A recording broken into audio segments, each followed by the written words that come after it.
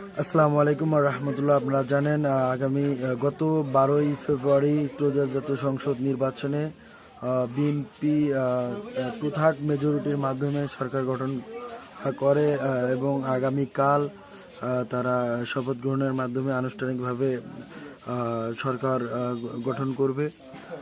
তো আমার কনসার্নের বিষয়টা হচ্ছে গতকালকে সারা বাংলাদেশে বিএনপির সন্ত্রাসীরা, বিএনপির ক্যাডারেরা বিভিন্ন জায়গায় তারা বিরোধী মতকে দমন এবং আক্রমণের মাধ্যমে একটি ন্যাক্কারজনক ইতিহাস সৃষ্টি করে দিয়েছে। এর মধ্যে সারজিস আলমের আসনে পঞ্চগড় একে আপনার আওয়ামী লীগের বন্ধ থাকা অফিসটি চালু করেছে।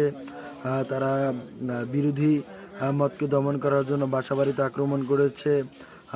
আক্তার ভাইয়ের রংপুর 4 আসনে তারা মাইকিং করে করে আসলে হামলা চালাচ্ছে। এছাড়া শেরপুর, মুন্সিগঞ্জ, যশোর সহ সারা বাংলাদেশের প্রত্যেকটি স্থানেই তারা নৃশংসভাবে হামলা চালিয়েছে এবং একজন জামাতের এজেন্ট থাকার ফলে তার বাবাকে পায়ের মধ্যে বেধড়ক পিটিয়ে পা ভেঙে দেওয়া হচ্ছে। এরকম সারা বাংলাদেশে চলেছে এবং সর্বশেষ তারা একটি উইকেট আসলে ফেলে দিয়েছে।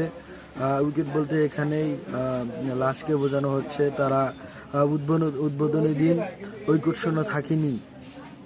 তো এই যে বিএনপির হিংস্রতা, এই যে বিএনপির ক্ষিপ্রতা, এটা আসলে কিসের আলামত?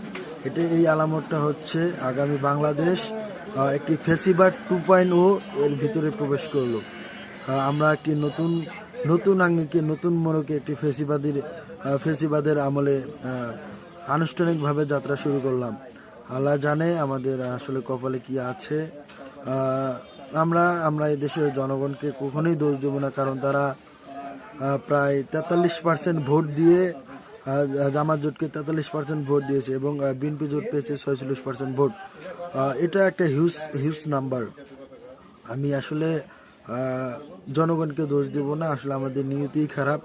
আল্লাহ হয়তো বা আমাদের ভাগ্যের পরীক্ষা নিচ্ছে, আমরা কিভাবে সার্ভাইভ করব। ইনশাল্লাহ আমরা 2024 সালের 5 আগস্ট পরবর্তীতে যে আমরা বীরের জাতি হিসাবে অধিষ্ঠিত হয়েছি, সেটাই আমাদের আজীবন সংগ্রাম করে যেতে হবে।